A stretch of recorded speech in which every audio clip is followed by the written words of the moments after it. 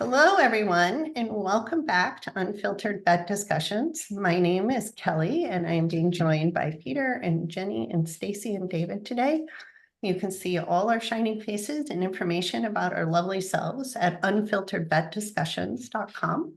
We are also on various social medias that you probably go to, so please come like and follow us there, as well as various podcasting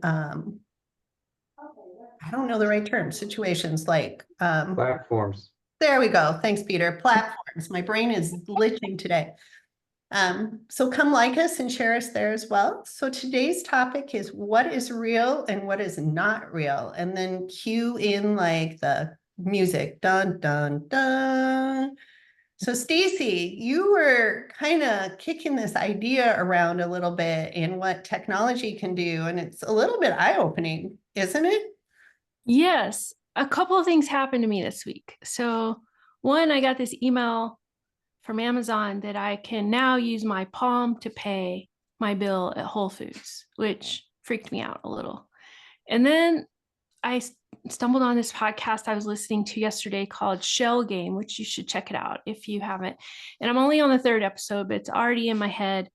So basically, it's this guy that used to work for Wired magazine, and he does all these technology experiments, and he figured out a way to scab together his own voice with Chat GPT with a phone number. And he's created virtual agents of his self. And at first it was very hodgepodge, but even since he started his podcast, another company's come up, at least I think several of them now, and they will take 30 minutes of your voice and create your own voice agent. And so he's using this version of himself to, first he started just calling customer service agents and BSing with them to teach his agent things. And he was calling United customer service and Discover. And the agent had some issues, like they'd say, "What's your zip code?" And he gave the agent he just said, "Call customer service with a problem." That was all the prompt it got. And they said, "What's your zip code?" He said 90210. Isn't that funny? Like from Beverly Hills. And then they said, "What's your credit card number?" And he said 123456789. And they said, "I'm sorry, we don't have a card with that." He goes, "Oh, I'm sorry. Please forgive me. It's 987654321." And this guy's just like talking and making stuff up. And then he turned it to where he set up this number, and he went and signed up on some websites and tried to get his information out there so he could get on some call lists, which was alarmingly easy for scammers to start calling him. And then he has his agent interacting with the scammer. And then the scammer is an agent, and they're having these lengthy conversations, these two AI people. And it's disturbing to me. I mean, it's like one level away from the Matrix, because you don't know what's real and what's not real. And to add to the scary layer, Stacey, for a second, you were saying your palm print, which I absolutely refuse to do because it freaks me straight out. I read this week along your thing, they're using heartbeats to track students on college campuses, and they can track inmates in college and College. in colleges, inmates in colleges. Boy, does that feel actually right? Inmates down to their heartbeat, so they can keep tabs on inmates' locations, heartbeats, and more within prisons. Okay, if that doesn't raise your eyebrows, straight up to Well, I liked what Stacey, what you'd mentioned before we started recording, but uploading 30 minutes of yourself and then creating a chat bot, voice agent that answers your phone, so every client thinks they're scheduling an appointment with you. Or I could upload myself and have that introductory call about practice value, and they think they're talking with me, but they're not. I mean, that's kind of spooky. It is spooky. And what if, I mean, I don't think we're that far away from where I could upload, for those of us that are content creators, I mean, some of the stuff's already there. It's not like that hard to get it. And other people could get it, right? You have to think about that too. Like someone could impersonate you, but you yourself, you have all these articles you've written or content, libraries of content. You could use that to fuel your agent. So what if every call at your practice was answered by you or a version of you? Yeah. This And is, it's not like if you said, "Oh, are you a voice agent?" Why, yes, I am. They're going to say no. Oh, this is Well, me. this was funny because that guy in the podcast, he told his agent, never disclose your AI agent. And then one of the customer service people said, "You're a robot. Are you an AI agent?" He goes, "Yes, I am." And he's like, he totally caved. So it is weird that they almost do things on their own. 2001, Hal, open the pod bay door, Hal. We're there. I'm sorry, I, Dave. I was in Las Vegas last week for a non-veterinary event. And there were two presenters who rocked my world. One is a brain surgeon. He's a MD, PhD, doing research on brain trauma, and was just demonstrating how the technology we have in human healthcare allows us to almost get down at a cellular level for brain surgery that could be done by robotics. The next speaker was a guy who creates robots. And he was basically showing that instead of having to program now robots, they just have to watch a video of the task a number of times, and they could watch 30 hours of videos in about 5 minutes, and they will learn the task. And so we are at a point in time. Oh, and they don't sell the robots because they don't want to have that level of concern. They lease them. So if you want somebody to wash a car, you can lease a robot. If you want somebody to rotate your tires or whatever we want to train them to. So I did my talk, and then he came up to me and said, "I want to make some kennel kids for you." And I said, "Perfect. Imagine having robots to clean the cages." I'm not wanting robots to walk the dogs because they can't gauge that yet. But imagine having the tasks that are repetitive, that nobody really likes to do, being able to be done by robots that are trained just by watching a repetitious video of what needs to be done. Like C3PO. Like, exactly. Yeah. And it's there. I I mean, it's available. I was Dad's robot cleaning cages, so I would be happy to have been replaced. So Are you it is. upset about it, it's- David, though? Yeah. If, as a younger you, if the CP3O came in to clean the dog cages, would you have been upset? No, I didn't like doing it. And like you said, it's the tasks that people don't want to do. But as the technology continues to advance, then it's going to start doing tasks that people do like to do and phase those out. Well, it's super important that your family and your network have a safe word, that a word that you need to do it when, don't have, you got to be careful where you do this. Like you have to write it down and show people, because if you say it, your phone's listening, different people are listening. Alexa's listening.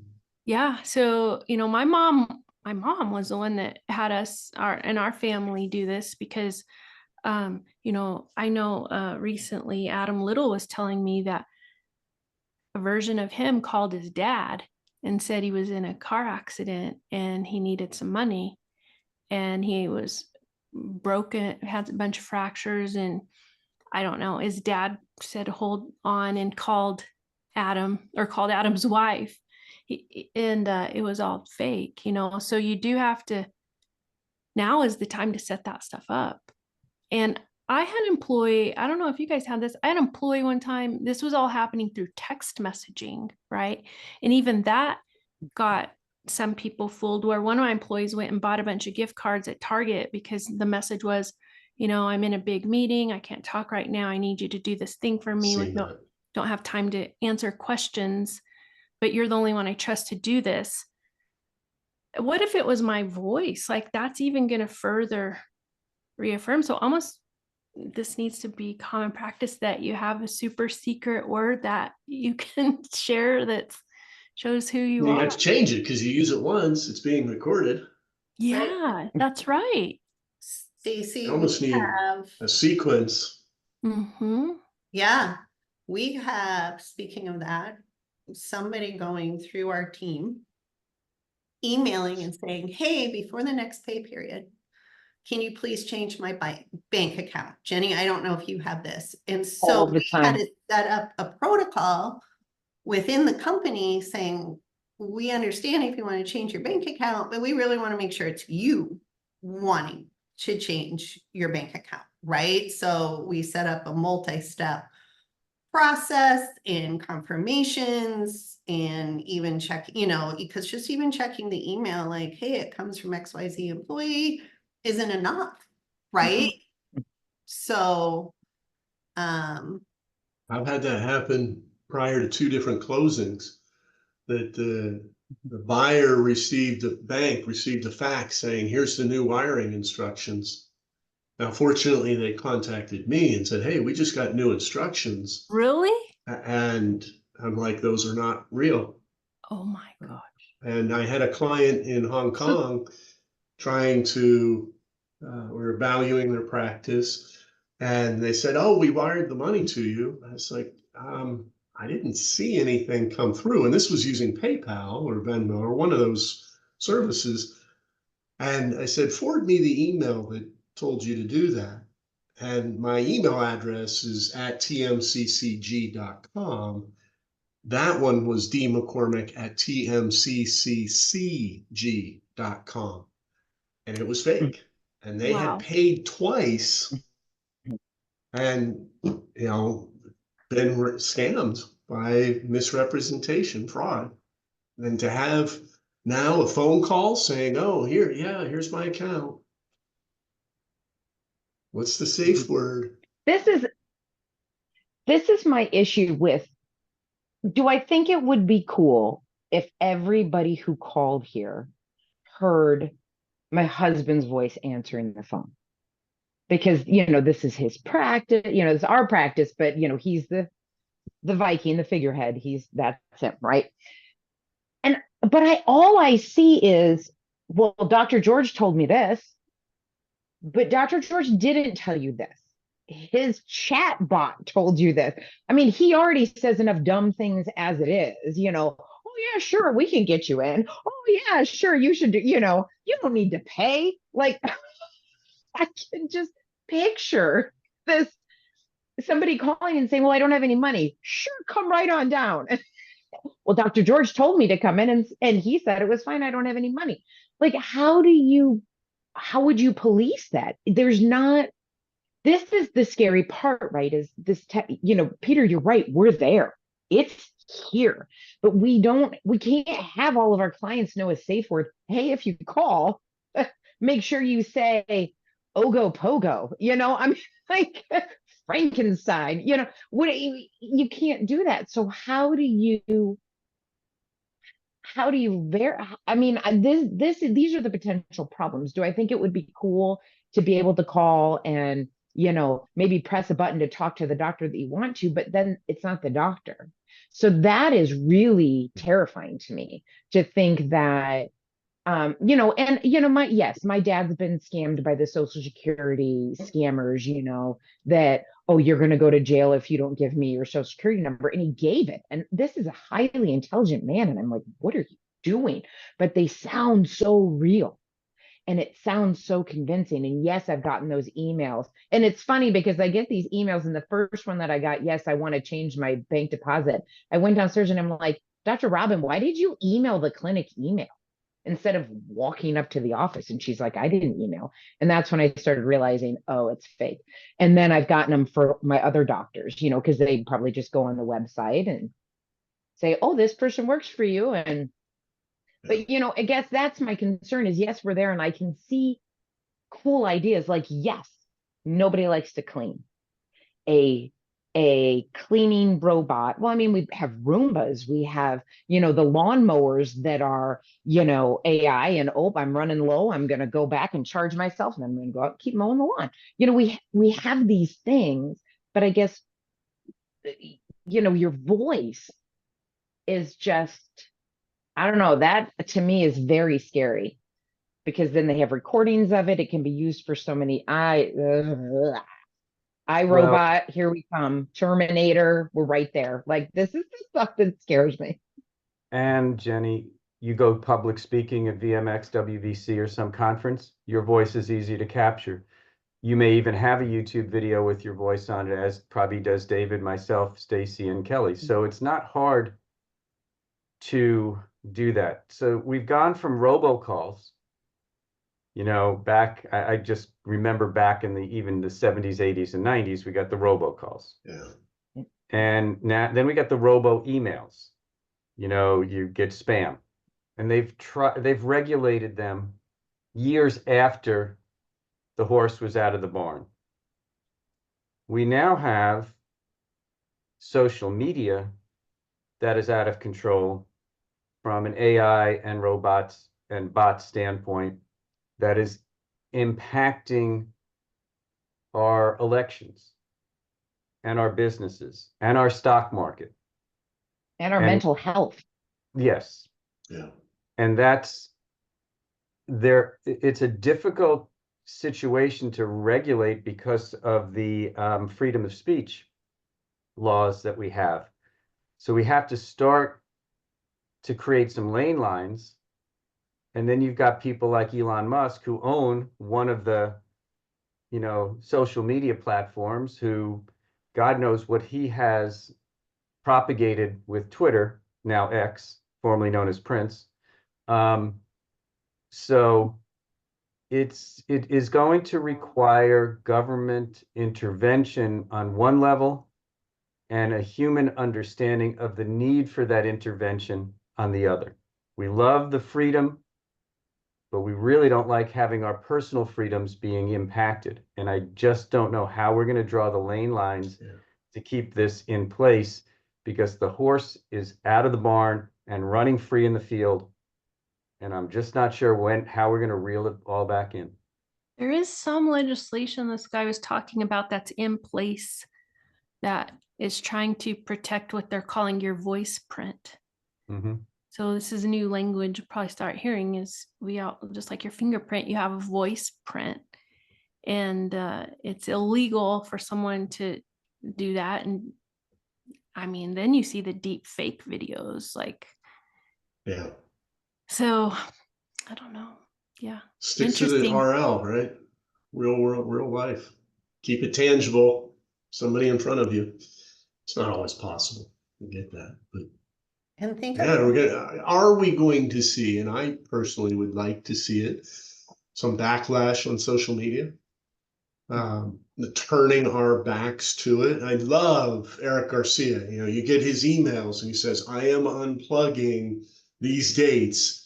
And he does. And I would like to, but I'm just skimming the surface of online and social media. I don't swim in that pond. But I'd love to see people turning their backs on it and it not being, but I don't think that's going to happen until it goes way too far. Well, since Gen Z uses TikTok as its search engine instead of Google, Yep, they do. we're They do. further on down the road than we can on the social media standpoint. On an AI standpoint, I teach at a veterinary school. You can understand the concerns that they have when it comes down to publishing papers, when it comes down to take-home exams and things that need to be submitted by the students. There are some very positive stuff that can be used for it, and in terms of creation, on one hand. On the other hand, I have the class assignment that I just gave is to turn in a resume and cover letter in a month.